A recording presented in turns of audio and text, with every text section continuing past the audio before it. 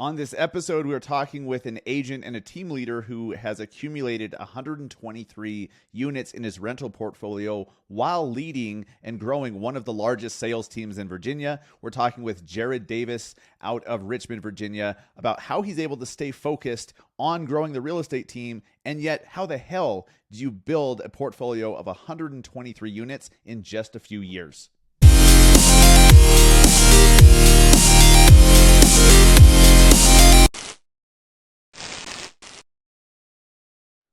What's up, guys? Welcome back to the Massive Agent Podcast, episode 262, and the very last, the final episode ever. No, I'm just kidding. The final episode of 2022, and we're going to end the year with a bang, and I'm going to give you some shit to think about, because I know the vast majority of you, if you were asked, do you want to grow your real estate portfolio in 2023?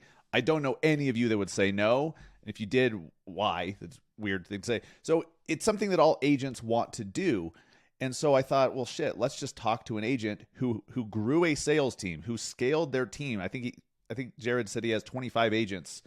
He's out of the Richmond, Virginia area. Yeah, 25 agents with the Davis Group.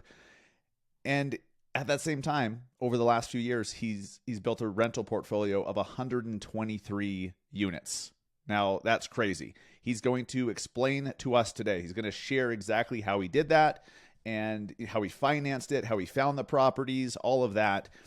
And also, importantly, right, which is, I know most of your issues with why you haven't become real estate investors and why you're not building portfolios is you don't want to lose focus from your core gig, right? Your core business, which is serving buyers and sellers and closing transactions.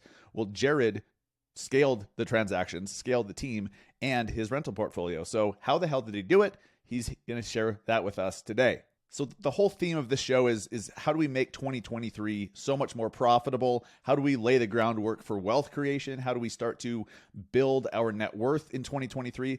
And hopefully you're not starting to, but you're continuing to. And if you are starting, that's totally fine. Everybody starts somewhere. Everybody starts at some point. What matters is that you do start, and you start as soon as possible. But most of you are making plans or setting goals or telling the internet, telling your friends that 2023 is going to be the best year ever, right? You're going to make more money than ever. You're going to crush it. 2023 is going to be fire, all of that, right? And look, if you're saying that, fantastic. I'm with you. I love it. I'm here for it. Thank God you're saying that. And you're not like, 2023 is going to be, it's going to be average. It's going to be so-so. No. So you're talking a big game, right? But here's the thing. Far too many agents are not making any investments into new systems, new mentorships, new, more efficient ways of doing things. Okay, you plan on having the best year ever in 2023. That's what you're telling the world.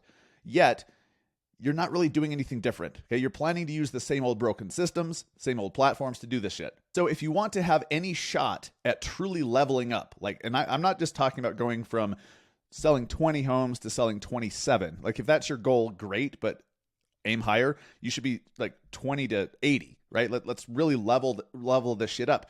But to have any shot in 2023, you need Follow Up Boss.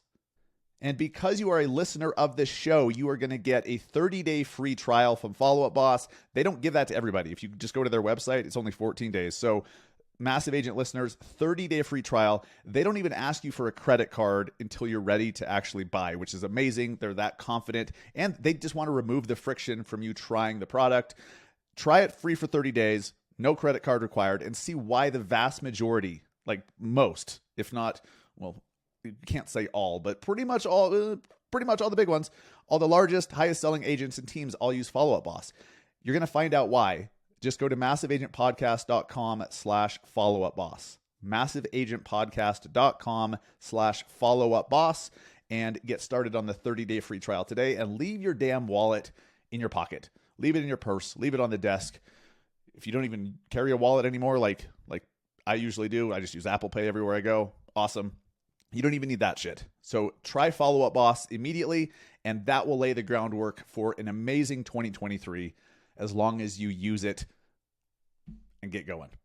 The same holds true for your knowledge and expertise and ability to teach and advise potential clients. If you're planning to enter 2023 with the same understanding of your market, the same data, the same brain basically, that you had throughout all of 2022, honest question. Okay. Serious question. What extra value are you bringing to consumers this next year? Are you bringing anything new to the table, or is it just the same old you? You just plan on helping more? Like, okay.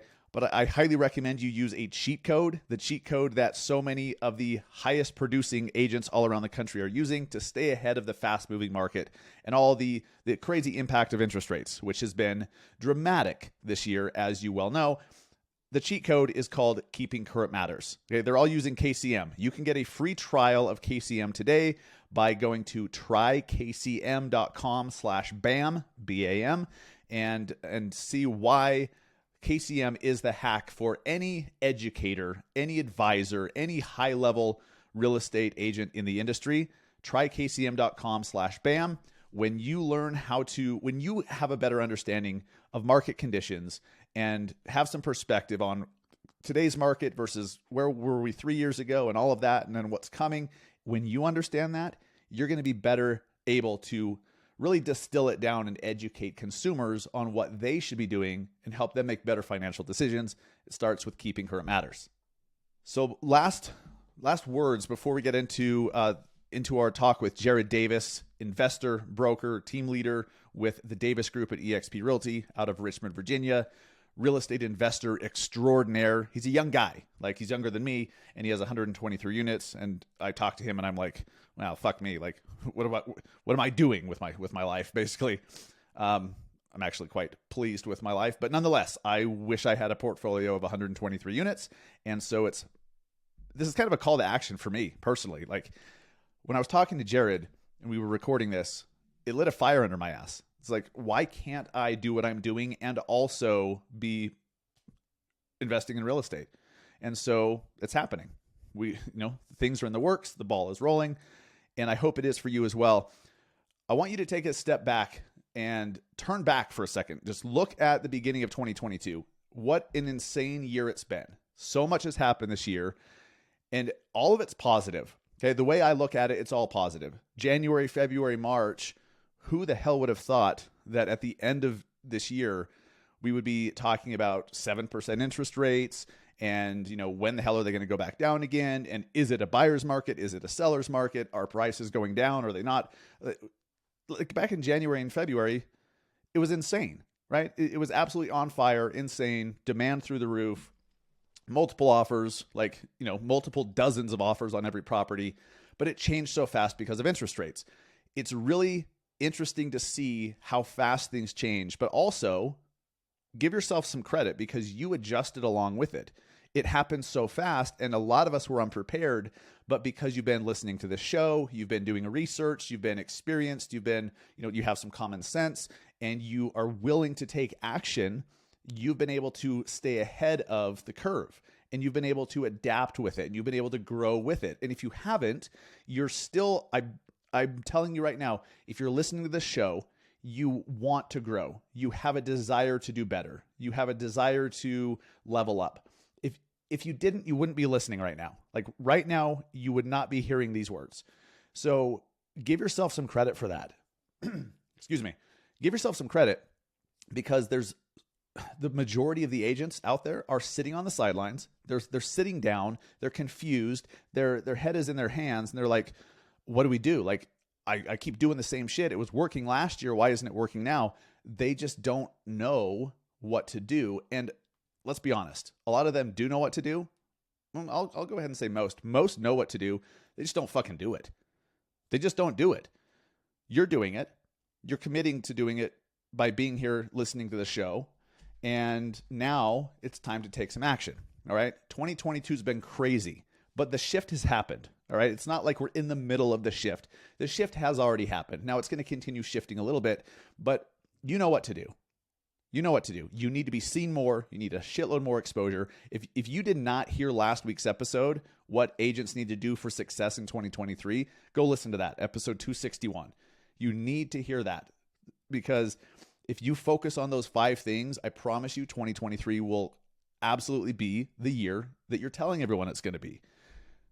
But it's going to take some action. It's going to take getting out of your comfort zone. It's going to take doing some extra work. Maybe not doing some things that really you shouldn't be. You need to be outsourcing. You need to be hiring some stuff out. There's just a lot that you can do that you're not doing yet. And if you do that, you can have the best year ever. So let's segue into this talk about acquiring rental properties, building cash flow. All right. This show, when I started this podcast back in January 2018, okay, it's been almost 5 years. Like we're just a couple weeks away from our 5-year anniversary. Holy shit, that's crazy. When I started this show, I just wanted to share with you some marketing stuff. Like here's some stuff about websites. Here's some stuff about SEO. Here's some social media stuff, blah, blah, blah, blah, blah. It's really transitioned into helping agents be more profitable. And I don't necessarily mean selling more homes. That's obviously a part of it, but the goal is not to sell more homes. The goal is to make more money. And selling more homes is obviously a way to do that, but there are other ways to be more profitable. And if you have other streams of income, if you have cash flow, if you have revenue or profit share, if you have investments providing income to you, it really, like, you're increasing your profitability dramatically without working more. Maybe you do a little bit in the beginning to build that, to go look for the property, to fix it up, to find a tenant, find a property manager, you rent that shit out, all of that. Yeah, that takes some work up front, but then it's just kind of on autopilot. And then you just go find another and another. And pretty soon you have cash flow. And there's other ways of doing cash flow in this industry. It's what I do with the brokerage that I chose, the way that my team is set up, the massive agent team, which, by the way, takes no commission split from you whatsoever. On top of what the brokerage charges, it's like you're just partnering with us, costs you no extra money, which is really cool. But we help you to build revenue share and a cash flow every single month so that you're not only reliant on commission. Okay, if you're only relying on commission, you're vulnerable. What happens if you can no longer do the activities that generate the commission? What if you don't have a team set up yet? What if you don't have staff that can help with some of these things? You're screwed. So you need multiple streams of income, but they shouldn't be distracting from what you're already doing. So let's hear how Jared Davis from Richmond, Virginia was able to grow a portfolio of 123 properties that he may even have more by the time this episode airs. I don't know, or by the time you're hearing it. But he did that while also growing the sales and profitability of his sales team. Really excited for you guys to hear this today. Let's go. What's up, guys? I'm here with Jared Davis from the Davis Group. He is buying up all the homes. Right now he has 123 doors that he owns and controls, and probably even more by the time this podcast comes out. I don't know. He's buying all the homes. So, Jared, you're selling a bunch of homes and you're buying a bunch of homes. Welcome to the Massive Agent Podcast, my friend. How's it going? Thank you. Thank you for having me. I'm pumped to be here and try to help however I can. Help people Awesome, grow. man. Awesome. Yeah, I wanted to have you on because you're young, in your early 30s, and you own a lot of real estate. You do a bunch of flips. You do a bunch of stuff in addition to running a successful, high-level mega icon team at EXP, which, how many agents do you have? Did you say like 15? 25 on team, not 25. Yeah, 25 on the team itself. Yes. 25. Okay. Amazing. So you're running this real estate team and selling hundreds of homes, and you're investing. You're doing all the investing. So most agents have this mental block where and look, I know they have this block because I had this block where you're like, I need to just focus on buyers and sellers. Well, that's great. And yes, you can just keep the transactions going and there's income there, but you're not building wealth and you're certainly not building cash flow. I've never been paid month after month for a listing, right? You get paid, you close, you get paid once, you're done. You got to start all over. You're unemployed yet again. So when did you start getting into the real estate investment game? Did that start before you became an agent with buyers and sellers, or, kind of, let's talk about the start and then we'll talk about your first deals, because I think that's where the real meat and potatoes is for pretty much everyone listening. Yeah, so I got my license in 2013 and started selling first. I spent probably about 5 years selling before I started thinking about jumping into investing. But ultimately, if you're a realtor and you're listening to this, you're probably helping out like so many investors at this point, right? You help them buy flips, maybe you're helping them buy rentals. And so what happens is you sell long enough and you start understanding, hey, I'm finding the deal, I'm comping the deal. These new investors want to know who my roofer is and my contractor is. And so I'm giving them contractors, and all they're really doing is putting up the money. And sometimes they're not even doing that. Sometimes they're pulling hard money. So you realize these guys are going to go flip a house. You're going to make $5,000. They're going to make $40,000. And so after about 5 or 6 years, I said, I need to start kind of doing this on my own because I have the know-how. I just didn't have the cash the first year or two. You know what I mean? But after 5, 6 years in the business, I started. So about 4 years ago is when I started investing, and it started with flips. I did 2 flips before I ever bought my first rental property. Okay. So you're in your late 20s and you're like, you know what? I feel like I have a handle on this real estate game. It's time for me to play too. And so why did you start with flipping? And then why did you go to cash flowing buy and hold since? Yeah, so I was doing okay at that point with sales, but I wasn't like crushing the world. I hadn't really started building the team yet. I was still a solo agent. I was selling probably 80 to 100 houses a year at that point solo. So it was decent commission money. To disclose a little too much, I was going through a divorce at the time. So, obviously that's never a cheap thing either. So the flip started because I needed cash, right? As much as I wanted a rental, I needed that down payment money for whatever we're going to go buy, whether it was down payment money with hard money, whether it was a normal bank, whether it was a commercial bank. And so the flips were the way that I said, all right, I've got a decent amount of cash. How can I steamroll that cash into more cash quickly? And so we started off with just a couple flips. I think the first flip we made 36 grand on, and I split that, right? So I made half of it. And then I had a partner on the second flip. I think we made 43,000 on that. So I split that. So now you figure, all right, now I got 30, 40 grand, plus I paid cash for my portion of the flip. So now you're like, all right, now I've got some cash sitting here. What do I do with it? And so then it was like, all right, it's time to jump in for rentals. We want passive income, like you said. I'm tired of just selling and then it's done when it's done. So how do you start building passive? And, we made the jump into rental. So it was a little over at this point, let's call it a little over 36 months. We've gone from 0 to 123 doors. Okay. Incredible. And most agents will go through their whole career. Maybe they flip one house, maybe they buy one rental property, and that's it. And most won't ever. And my mentality for about 10 straight years was, I need to stay so laser focused on helping buyers and sellers. And then when deals come across, I'll just wholesale them off or refer them out to my broker or some investor friends that I had. And I did that a few times. And then I watched them, like I'd get a $6,000 check for referring it to them. And then they'd get like a $160,000 check after doing a flip. So I'm like, shit. Or they're just building a portfolio of properties that are cash flowing $200 to $400 a month. You get 10 of those, 20 of those, 123 of those. That adds up. So I'm like, shit, man, I lost a decade. So for those that are in a similar situation and they're like, look, I understand real estate, I understand the business, but how do you start and transition from selling homes for somebody else to picking up your own real estate investments? Talk us through that. Okay. So what's interesting, I think, about my story is most people would buy their first single family house. Maybe they leave some equity in it. Maybe they would BA.R.K it, buy, renovate it, rent it, refinance, repeat, whatever. I actually started with an 8-unit apartment building. So I had bought 2 to flip. So it wasn't like it was my first investment purchase, but it was my first rental purchase. And it was an 8-unit.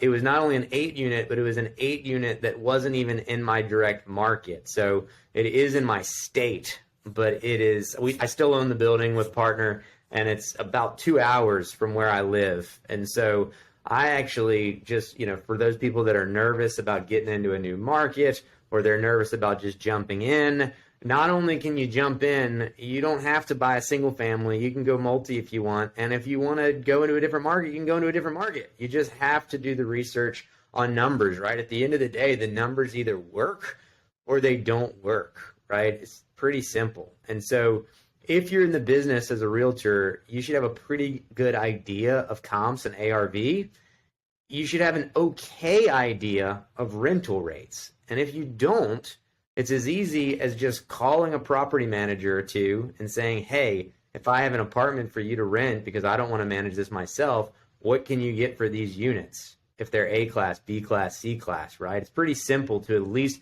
figure out a game plan. Now, that may not be the current numbers. The building I bought was only 50% rented out. So it was an 8-unit building. Only 4 of the units had people in it, right? We had to renovate multiple units in that building when we bought it. It was bringing in $50,000 in revenue a year. when we bought it. By the end of the first year, I think we were up to 120,000 because we renovated and we filled all the units. And then now I looked just a few minutes ago. I think it's bringing in right around 170,000 a year in rents. Nice. And so ultimately, you should be able to get an idea of what it's going to rent for pretty easily by making some calls. There's also like renometer.com. I mean, even Renometer, it may not be the most accurate, but you can plug in an address. You can say, hey, it's a 3-bedroom, it's a 2-bath. What is it getting? And it'll pull rental data, and it'll give you like an average rental number as well. So if you can start to figure that stuff out, it's pretty easy. It's kind of almost a cop out to be like, well, I don't know the area.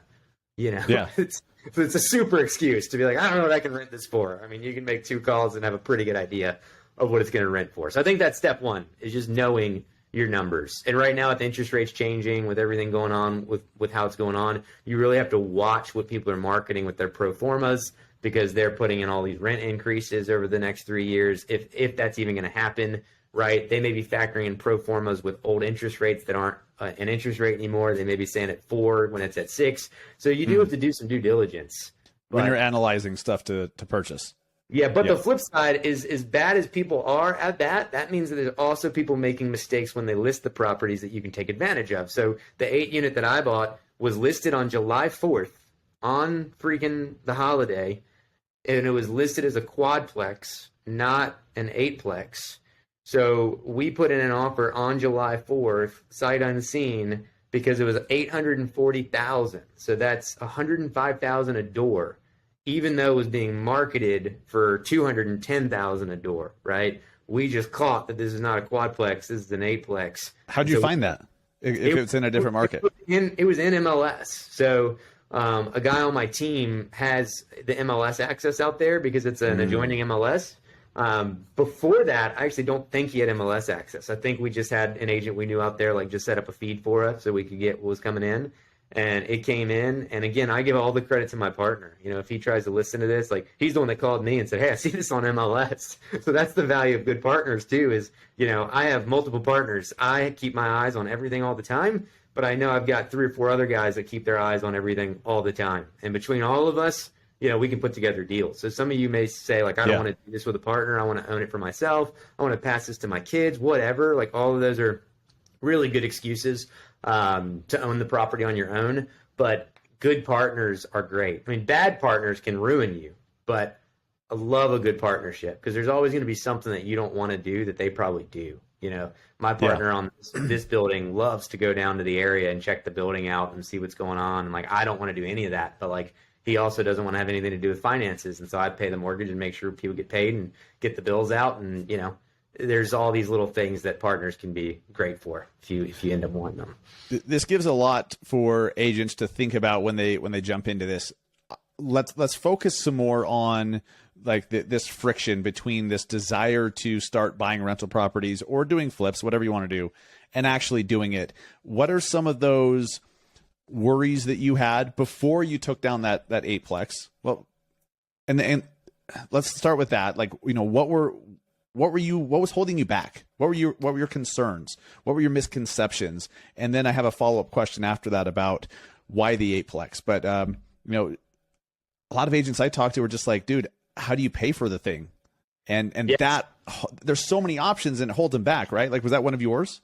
So full disclosure, we did normal bank financing on it, but anything above a 4-plex is commercial, right? So anything that's a quad, tri, duplex, you can go get standard financing on, 30-year, whatever. We did a 5-year loan term, right, commercial, and we went to a normal bank and did it. It's crazy to me to think that they even did it, because I think about all the buildings I bought and the numbers I've run since then, and everybody's always finicky about, like, vacancy and who's renting stuff and all this stuff. But they financed it, even though it was only half rented out, and they appraised it for $30,000 higher than we paid. So not only did we get the appraised value, but they gave us $30,000 when we closed. The second we closed, say, here's $30,000 so that you can go fix this thing up with it, right? Yeah. So we did need 20% down. So I'm not necessarily here to say, oh, you know, come to my seminar and I'm going to get you into a house with $0. I think cash flow is the easiest way to get into something. I'm not going to sit here and say you can do this with no money. Now, we probably won't have time to talk about it today, but my second rental deal was 28 single family houses that I bought, and I bought them all on hard money. It was like 2.65 million. I guess it was like 2.3 million, I guess, something like that we pulled hard, something like that. And so that 2.3 was all hard. That was terrifying. There was way less money down. There was way more risk involved, right? So it can be done with hard money. I'm not going to sit here and say it can't be. Yeah. But if you're a producing agent and you're making good money, stock some money. Because if you can get 20, 30, 40, 50 grand stocked, like, you can start this process and crush it. If you just want to buy one or two a year, it's so easy to do if you had 30, 40, $50,000. But that was the fear. Hey, I'm about to throw 80,000. That was my down payment amount. You know, something like that. I was like 165 and I split it with a partner, right? So I'm like, man, I'm about to throw 80 grand out on this property that I hadn't even seen. I put it under contract. I actually saw it the first time when we did the final walkthrough, I think. That's crazy.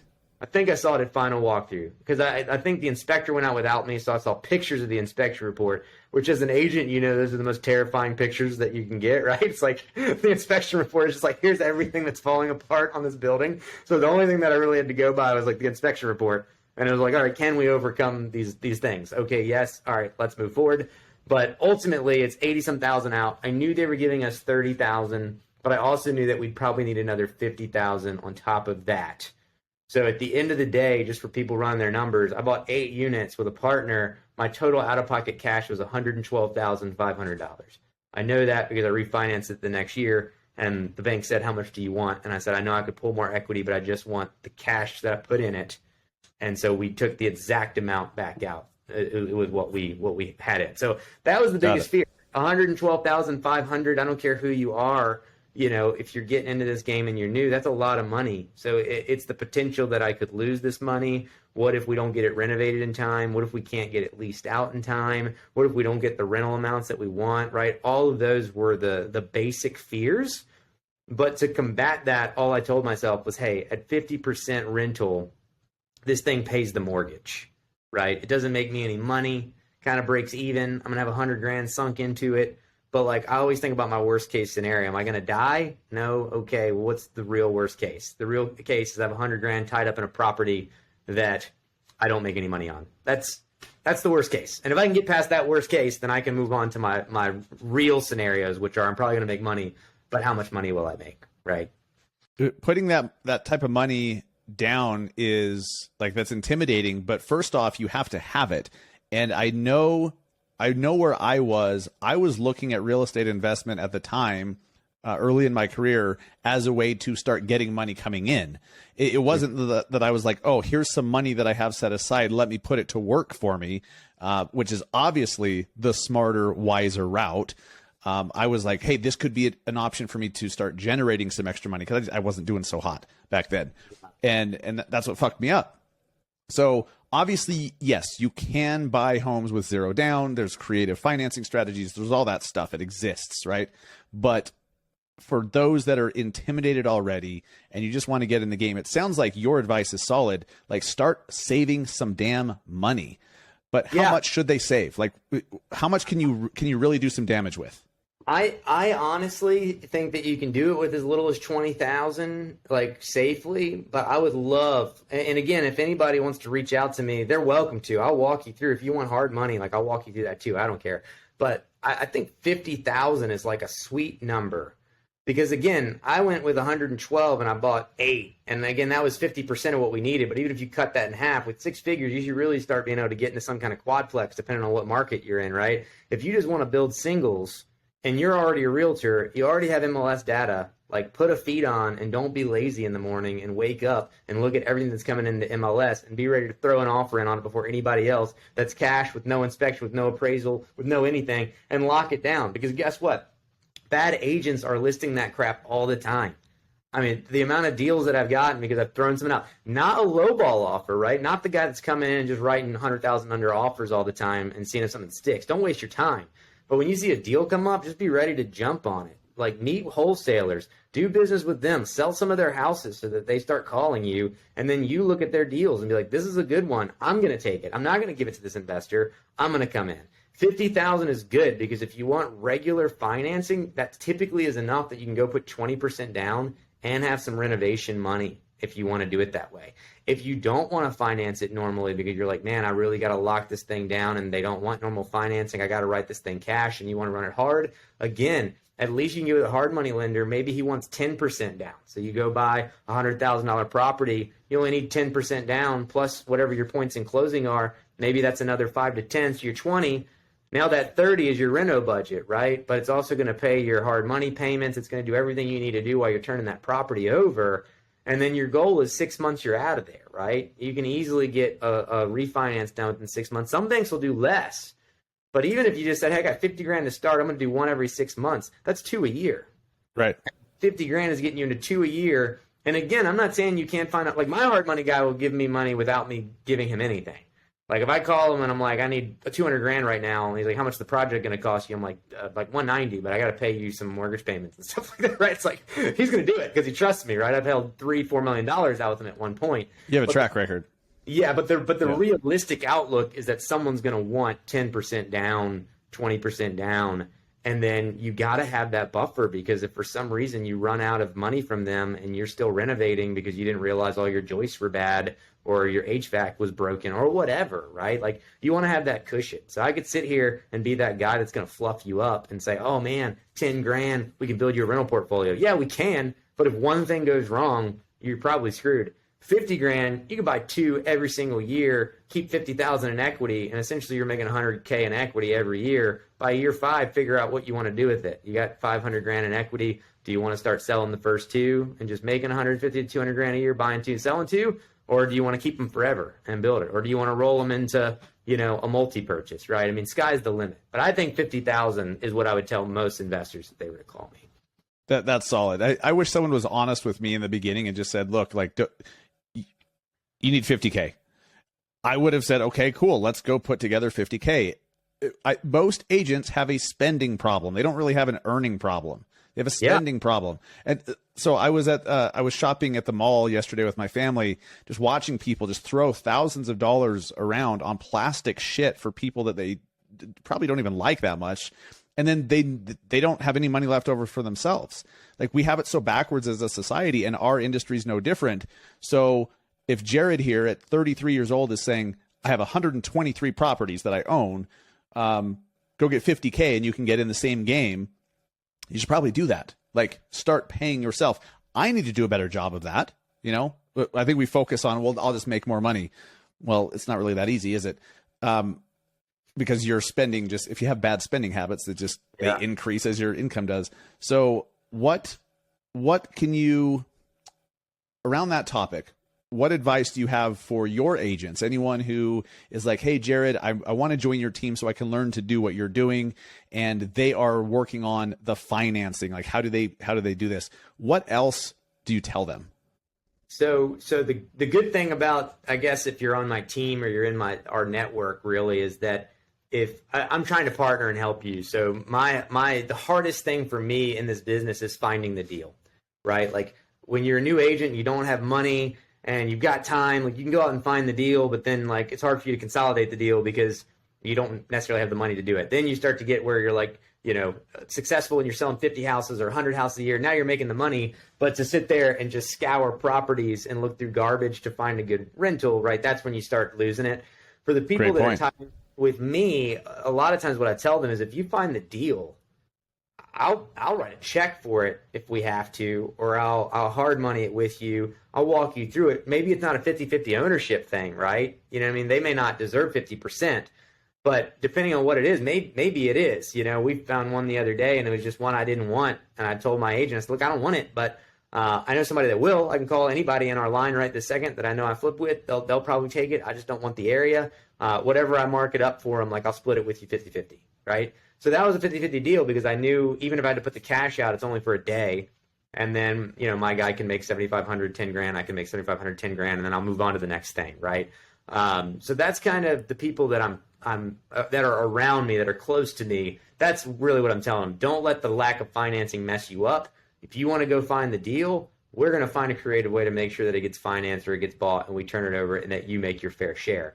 The flip side to that is everybody serves their purpose. So that's the other thing that I tell everybody I'm tied to, right? Hey, man, maybe you suck at finding the deal. Guess what you need to do? Sell some more houses and get some cash so that when you find the guy that's like, I keep finding all these deals and I can't figure out what to do with them or I can't fund them, now you're the guy that's funding them, right? So play your part. If you're like, I don't have money, I don't sell, I don't find the deal, well, guess what? This game may not be for you. Sorry. Like, you know what I mean? Like, I have 123 doors because I got up every day and I fought to find the deal or partner with the people that found the deal or brought the value that said we want him in on this deal or vice versa, right? So you either have to have the value to say, I'm boots on the ground. I'm going to make sure all of these trades do their crap, that we get it done within 60 days, that the bank wants to finance this out because my credit's good, my income good, right? Or you're like, man, I can find these deals, but my credit's crap and a bank would never loan me money. Well, guess what you need? You need a partner like me or somebody else. It's like, hey, man, I'll write the check. We'll finance it out. No big deal. So my advice to anybody is know your value. If you can have value and you save money and you find the deal and you know how to be boots, like, that's great. You don't even need a partner, right? But at some point, even if you can do all of it, you may get tired of it. You may be like, man, I'm easy at writing the checks, but I don't want to manage. Like, on my biggest year, I bought the 28, but I also flipped, I think, like 8. So I turned 36 in a year, right? So that's 3 a month that we were renovating. So, you know, with something like that, it's like, yeah, maybe I have the ability, but do I have the time to make sure 3 properties a month are getting turned over? No, not at all, right? Do I have the ability to finance all of these at the end? Maybe, but I like the idea that I've got somebody else with strong finances so that we call the bank. They're like, we want to give you money on this. We'll finance 5 of these for you right now. We'll finance 10 of these for you right now, right? So that's the thing. Whatever your value proposition is, freaking make it strong. And find somebody that fills the void where your value is not, or you better learn to fill the void if you want to go in this solo.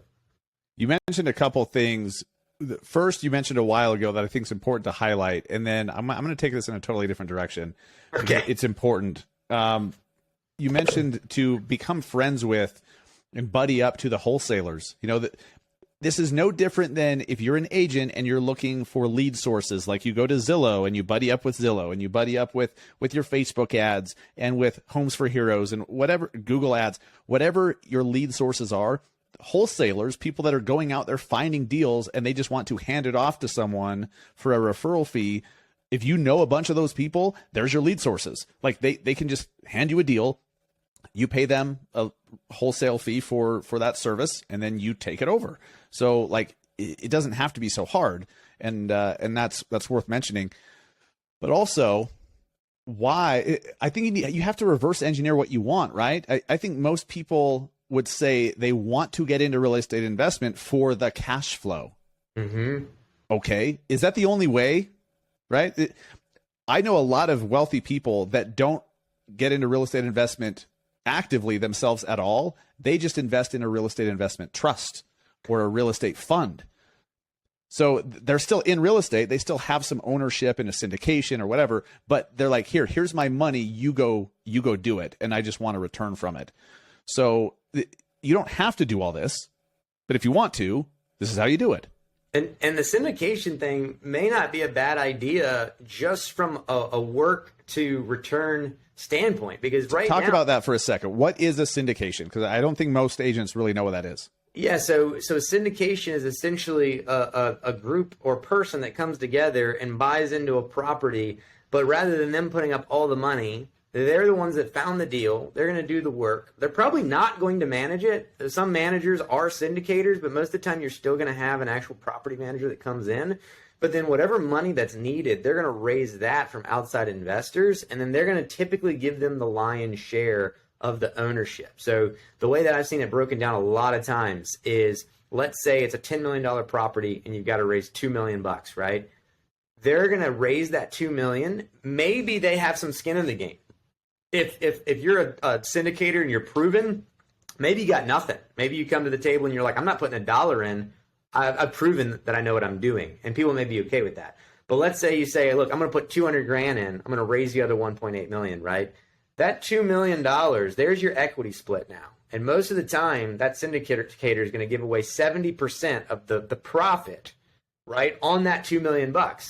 Which means if he put up $200,000, that's 10% of the $2 million. He's taking 10% of that 70 because he is still an equity partner.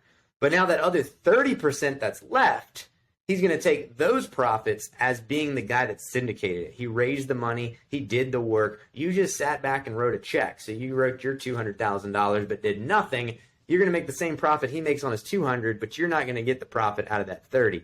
The flip side, though, 70% still the lion's share. If you go to turn that building over and you sell it in 5 years, guess what? That equity is getting split, and you're taking your portion of that 70%. If they're breaking down and doing cost segregation, right, and you're doing your depreciation, most syndicators are going to give you your portion of that cost segregation or that depreciation. Now, that's something you want to check into. It's a whole other story. It's a whole other podcast. But you'd want to make sure that you're getting the depreciation on that.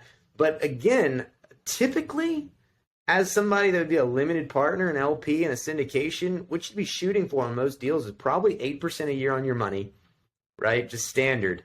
And then typically a waterfall payoff if they're going to do some kind of refinance at some point within a few years, or just a giant waterfall or a sellout, right? Where 5 years they're going to turn that building and they're going to get rid of it. And that's where you take the lion's share of that appreciation. But most of them are shooting for a 16 to 20% return overall. So maybe it's 8% a year.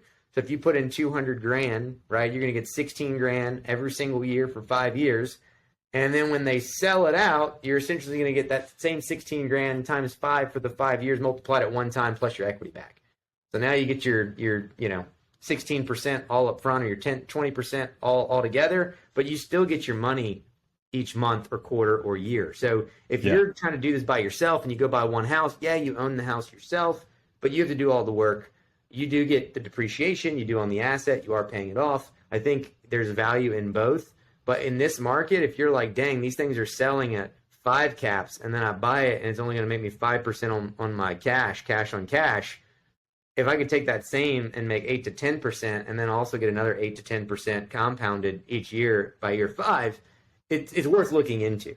And save a ton of time, right? That's the thing. Like, what you do takes time, and it takes time away from selling homes and supporting your agents and growing your real estate team. Like, you only have 24 hours, just like the rest of us.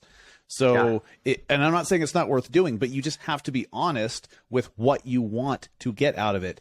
Like my mom and I had a conversation a few months ago. She's like, "Hey, I have this money.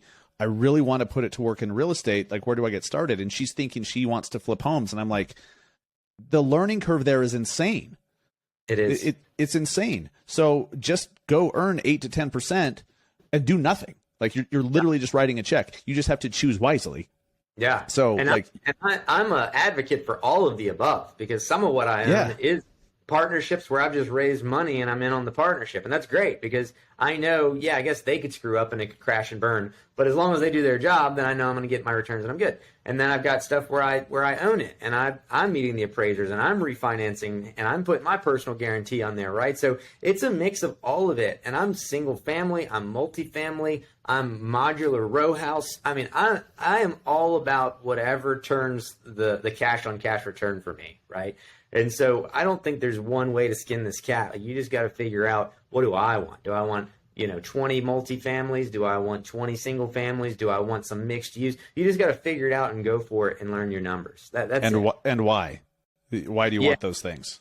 Yeah. And to me, just your shirt says it all. Yours is freedom. I want to do what I want, when I want, with who I want, for as long as I want, right? So to be able to do that, I need at least a certain amount of cash flow. And so I shoot for 10%. That's just me. I think you can do less in this market, or you can do less and know you have a value add. But a lot of my stuff is infinite, right? I mean, the apartment building I refinanced out. I pulled $935,000 back out. It paid for all of the cash we had in the building. It's worth 1.95 now, so I have $1 million in equity in that building. 36 months later, whatever that is, it cash flows, I think, $5,000 a month or something like that, with no dollars in, right? So that's like a home run return, right? That's one where you're like, man, $5,000 a month, I got no money in it. It's paying itself down. We're depreciating the asset. Like, it's fantastic. It's a home run. But the flip side is, if the worst case is I make 10% on my cash and I don't get my cash out, I'm not going to cry about it at night, because I know that I'm going to throw this cash every year. And if I can refinance it and redo it and get another 10% on it again, then it's a real win. But even if I just took no cash back out and I just get 10% on the money that I can invest every year, then I know that by the time I'm 35, 36, like, I'm fine. We're cool. We're just doing this for fun at this point. And that's really the goal for me, is to do what I want with who I want, when I want, for as long as I want. Let me get inside your brain here, because it's been so prominent in everyone that talks about real estate investment over the last 5 years or so. It's been, buy it, whatever the BA.R.K thing is, like you refinance at some point to do a cash out refi, and you take all your equity out.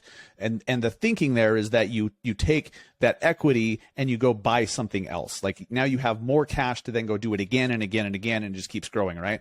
It sounds like you decided to just take your cash out and not all the equity, so that there was a little bit more safety net. Is that, so you're valuing safety a little bit more than a lot of the gurus? I value safety heavily, and at the end of the day, I guess you can factor, well, I'm young, so I could be a little more risky. And I am. I bought 28 houses on hard money at one time. Like, if there's not much more risky than that, I don't know. Yeah. Right? But the flip side is I'm always so safe on my numbers, right? Like, even on flips, I've never, to this day, we'll see how the end of the year goes, I've never lost money on a flip. And it's because I always, like, I will pass on it if it's not going to turn the profit I want. If you want to go out and flip and make 15 grand, go for it. But man, if all your trusses are bad, with wood as bad as it is, or one HVAC unit kicks the bucket, you just lost all your profit. And now, like you said, it's a sharp learning curve. It's a lot of work. It's a lot of time. It's a lot of effort. You just put a lot of stuff into something that's not going to make you any money. So I'm going to make a certain amount on everything I do, because we don't know all the unknowns, right? When we bought the 28 houses, we didn't know that a worldwide pandemic was going to hit, right? And, it doesn't matter what your opinion on COVID is. Like, it doesn't matter, because guess what? The government's opinion was you guys can stay in your house and not pay for rent, and it's okay, right? Like, right. It doesn't matter what your stance was. We didn't see that coming. So the fact that we were able to still get through that, refinance every property, even though we had people, when we bought those properties, 6 or 7 of them hadn't paid for 6 months to a year, we took them over, said, hey, let's evict these people. And then the memorandums hit, and they said, no, you can't. And you're like, well, look, it's not COVID. This guy hasn't been paying for 7 months. That's not the problem. Well, it doesn't matter. Now he gets to stay for another 7 months, right? We didn't factor any of that stuff. Yet, when it was all said and done, a $2.5 million project, we're in it for 2.65 technically. It's worth 4.4 based on my appraisal estimates right this second. So we got 1.7 million in equity. We were off on our budgets by $15,000.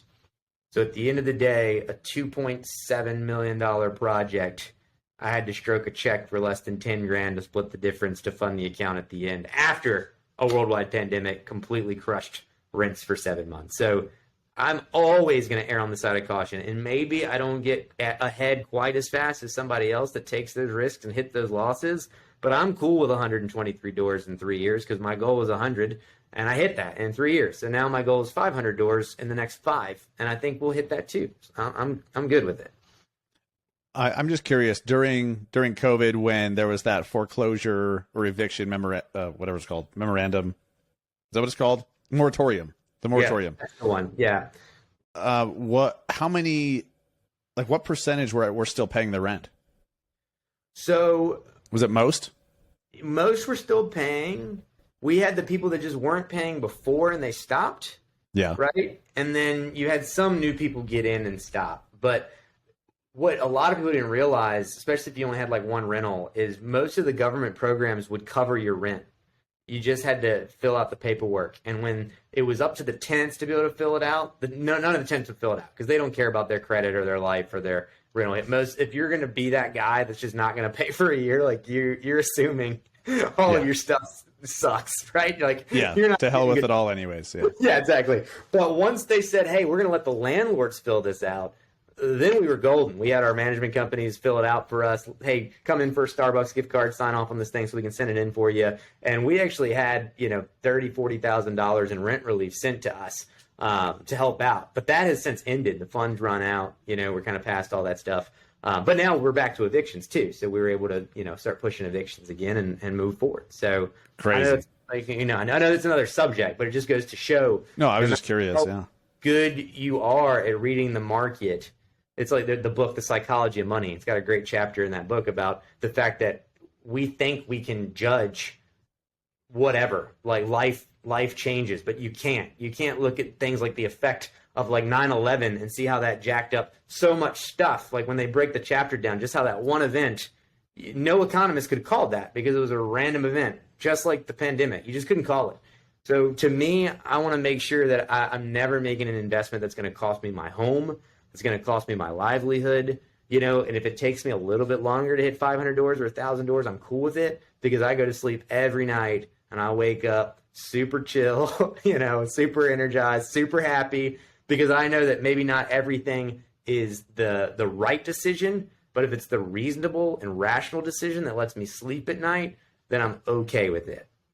I love that. Yeah. You don't have to leverage the shit out of everything to have it be a winner and for it to be a great decision. And to be fair, you are talking to a guy that loves to leverage everything. So, sure. So 100% I am that guy that will leverage and buy at my age. But, you know, it's like paying your house off, right? It's like the dumbest thing you could ever do is pay your house off, right? Agreed. It is. And if you're listening to this and you're like, I love Dave Ramsey and you're wrong. Like, no, you're wrong. Statistically, it's the worst. We're not wrong. Yeah. But at some point, I may, like, you know, sell my EXP stock and, like, pay my house off, right? Just for, again, it's not the smart thing, but it's the rational thing to say, like, oh, I now I have zero debt, right? I get it. I mean, it would make much more sense to sell it, go buy a lake house, Airbnb it, have a lake house, pay for my mortgage, do all that stuff. But you don't know what's coming down the pipeline. You know, what happens when, you know, Airbnb crashes because they overregulate it, and then my lake house has a $6,000 mortgage on it, and I can't pay it. Now I owe both, right? So there's all of these things that I think about, and if I can sleep at night and keep it rational, I know we're going to keep growing because we're grinding on it every day. What's really scary is to do nothing. is to just do nothing, and like 5 years from now you're in the same fucking place as you are today.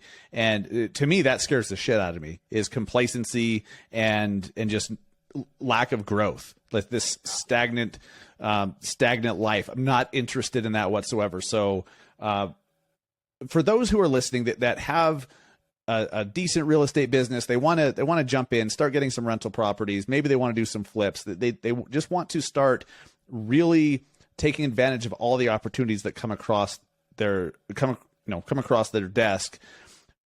You've been running this team.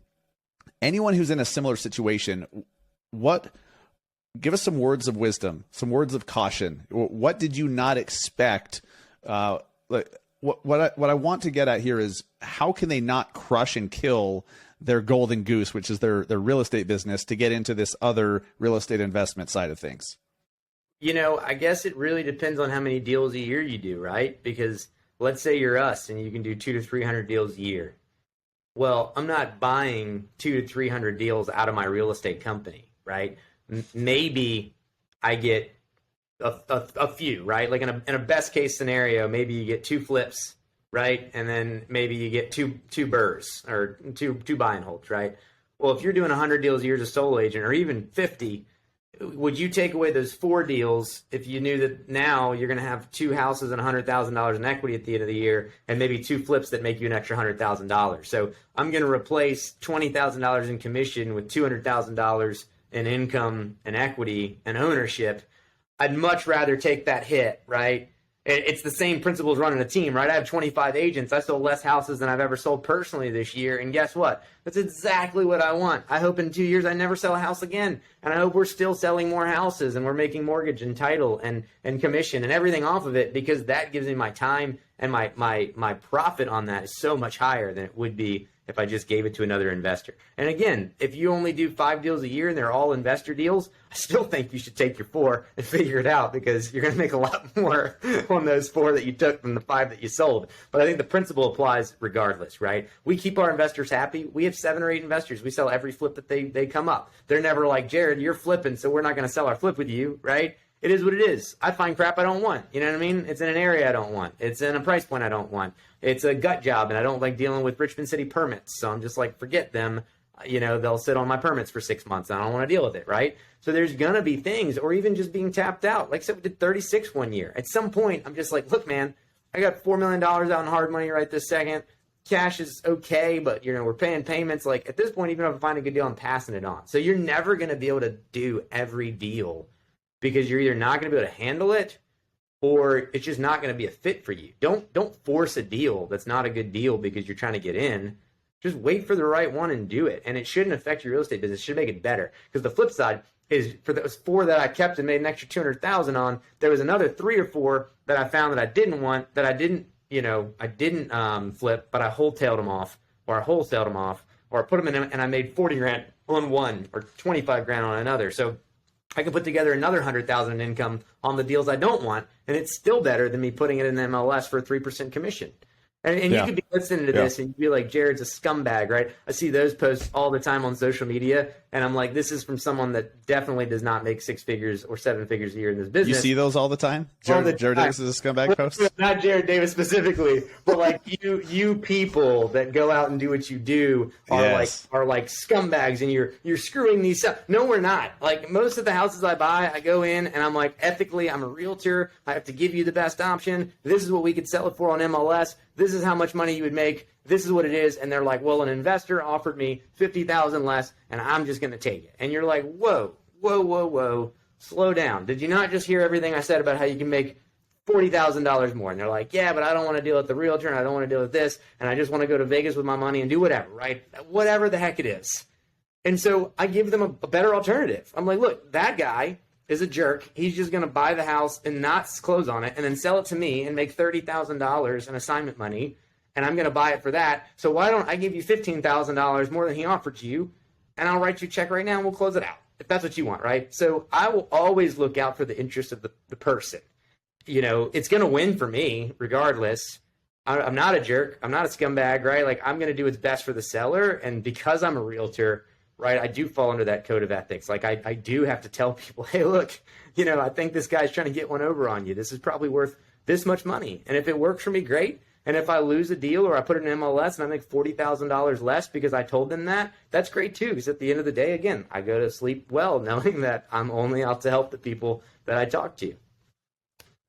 Love it. And I love your perspective there that looking for investments is not hurting your real estate business. It's enhancing it. And even if you close a fewer homes through your team, you now have 4 other cash flowing properties that are just going to keep paying you over and over and over. So that's a great reminder that you just have to take a step back, just zoom out for a second and think, like, what do you want?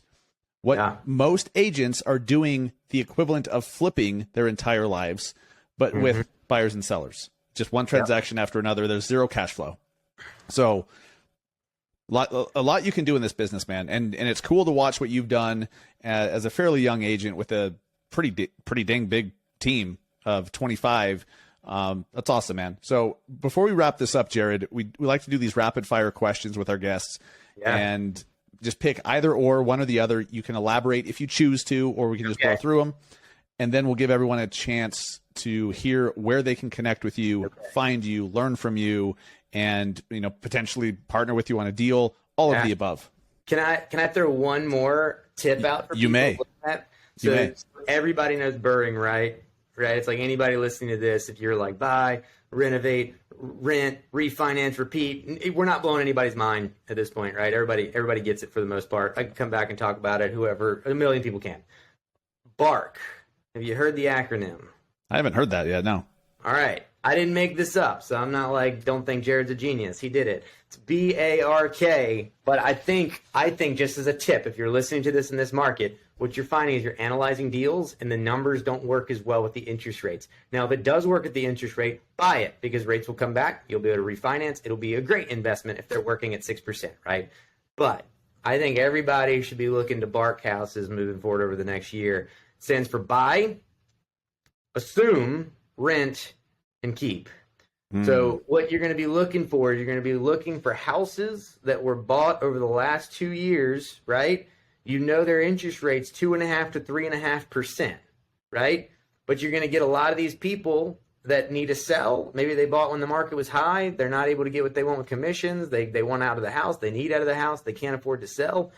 You can assume their mortgages depending on what they are, right? So you want to find assumable mortgages that you know are at that 2.5% to 3.5% rate, right? You work out the deal with them. Maybe they make cash on top. Maybe you're just getting them out of the loan, right? Depending on where this thing is. But if they need to get out, they're about to get foreclosed on, and you know they owe 180, and this thing's worth 200,000, right? And they can pay no real estate fees, and they can get out of it for 180, and it costs them nothing, and you just assume the loan, and now you got a loan at 2.5%. I guarantee you your rental numbers are going to be fantastic compared to what they would be if you bought that $200,000 house at a 6.5% interest rate, right? Whether it's a 5-year term, whether it's a 30-year mortgage, however you're doing it, it's going to be a way you can crush on returns if you figure out how to run the numbers and you figure out how to find them. That's my last thing. All right. B.A.R.K. I love that. B.A.R.K. There you go. Assumable loans. Like it didn't used to even be something we'd consider, but now it's like, there's all these 2 and 3% mortgages out there. That's an attractive asset in and of itself. And depending on how it goes, you may not have to put that much money down depending on how you're assuming it, right? So it's just all the more reason that if you don't have a ton of cash sitting there, man, I'd be looking into buying, assuming, renting, and keeping over the next year for sure. You could probably pick up 5 or 10 that way pretty easily. Love it, dude. I'm glad you threw that last piece in there. Let's go to the rapid fire questions, either or, and then you can let everyone know where they can connect with you. Okay. Facebook or Instagram? Instagram. Facebook has banned me from advertising for life, I think, even on my personal affair because of their stupid algorithms.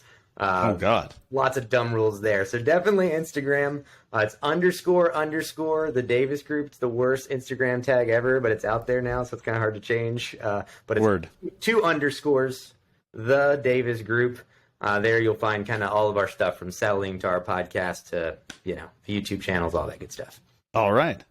Instagram or TikTok? Still Instagram, _ the Davis Group. My right-hand man, Galen Parker, your realtor's favorite realtor on Instagram. If you see him, he's all about some TikTok. I have not gotten into it. All right. Books or podcasts?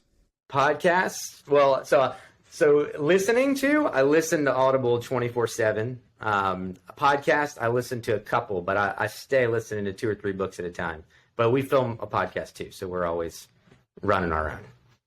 Podcast or audiobook? Which do you prefer? Audiobook if I'm listening. Yep. For sure. Yeah. Again, 2 to 3 I'm running at any given time. Rental property or flipping? Rental all day. I still flip. I have 2 flips on the market right now. I have one I'm wholetailing right now. So I got 3 flip deals going on right this second. I own 123, but if you add up everything we bought over the last few years, probably more like 160 or so. But flips are a lot of work. They're good for cash flowing, but as soon as I stop doing them, I'm going to stop doing them.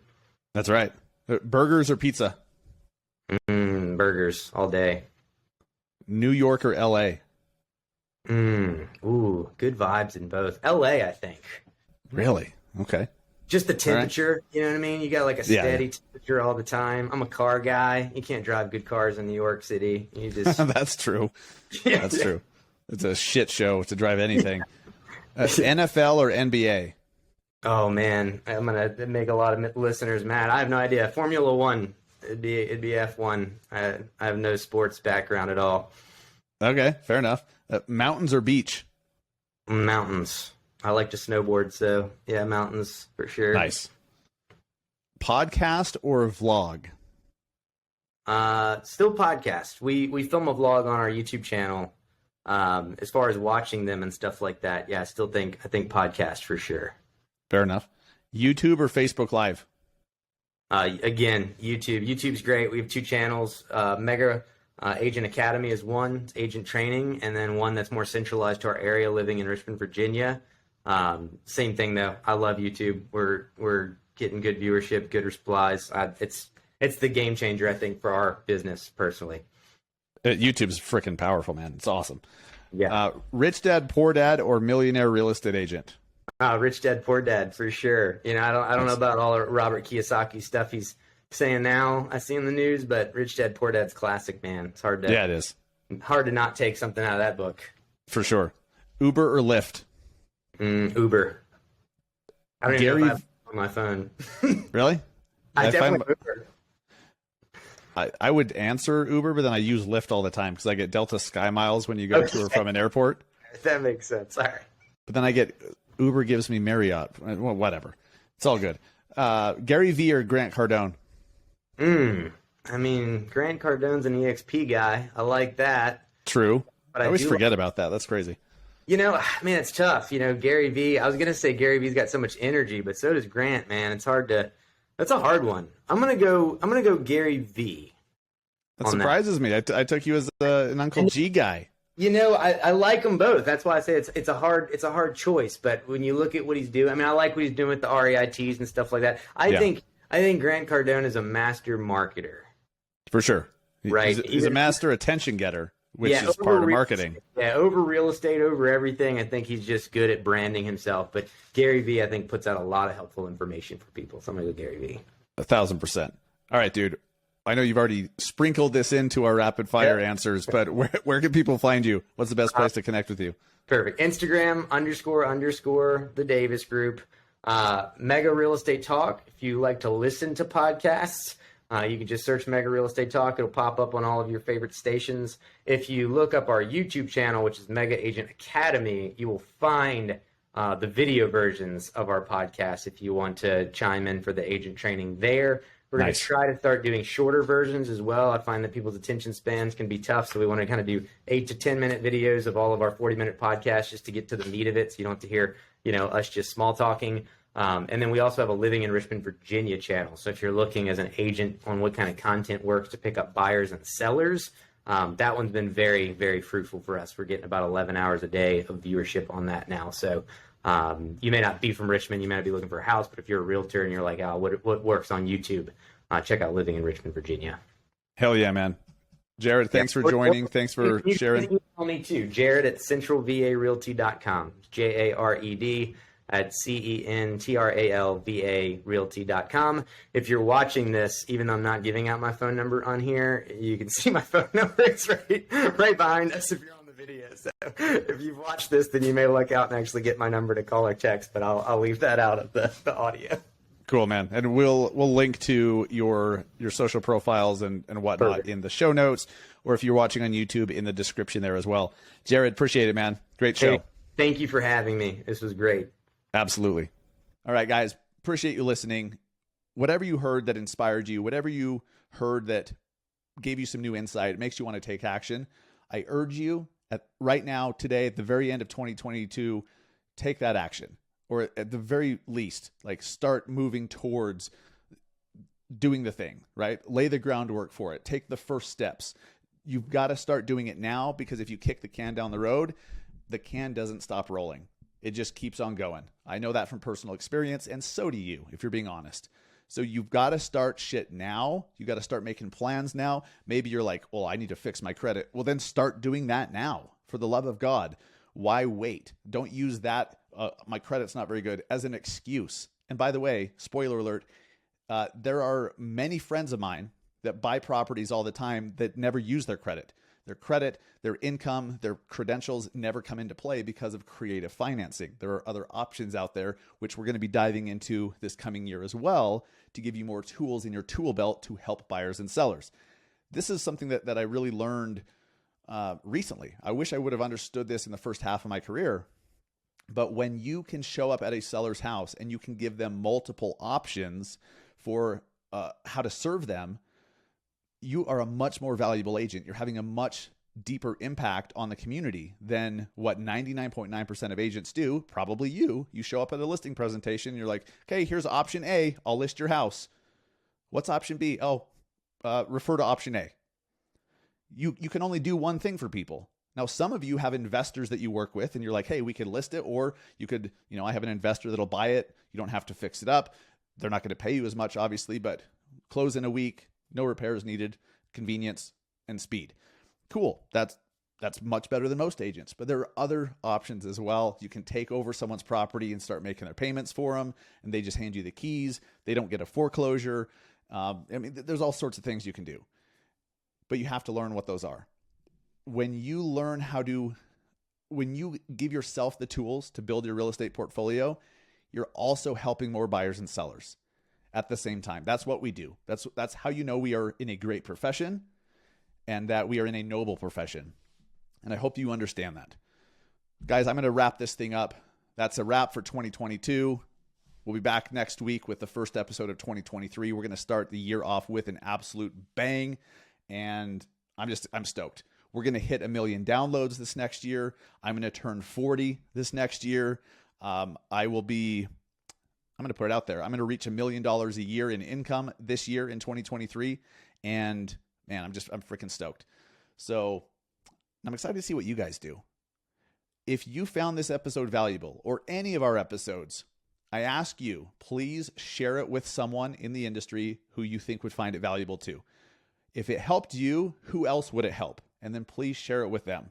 If you help us to grow the audience and to get more people listening and to help them be more successful and start building a foundation for wealth in real estate, then we'll keep coming back with episodes every week. I mean, that's the mission of the show. We need your help with it. I can't do it all myself. I need you to help us reach people because you know people who need help that I don't. Share it with them. And if you have not yet, please consider leaving a review for us. If you listen on Apple, just go to massiveagentpodcast.com/review. You can easily leave a review or a rating for the show. I'd appreciate it if you found it valuable. Leave us a 5-star review and then tell us what you like about it.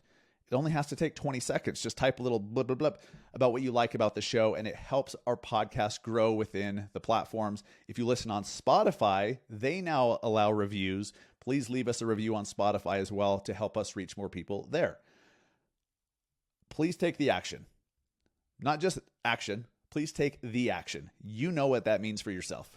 Whatever the action is, take that action. And I'm excited to see what you guys do. Let's do it together. We're going to have a big 2023.